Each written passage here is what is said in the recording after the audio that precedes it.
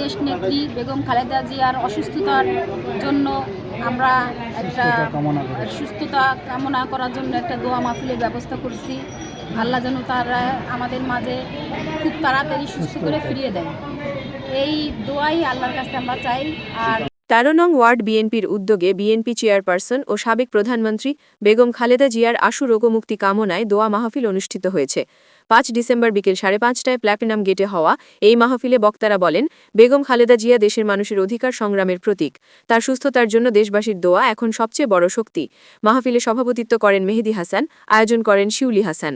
প্রধান অতিথি ছিলেন ১৩ নং ওয়ার্ড বিএনপি সভাপতি মোহাম্মদ শাহিনুল ইসলাম পাখি।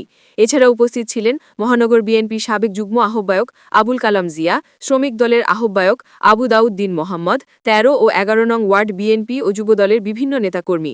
দোয়া শেষে দেশনেত্রীর দ্রুত আরোগ্য কামনা করা হয়।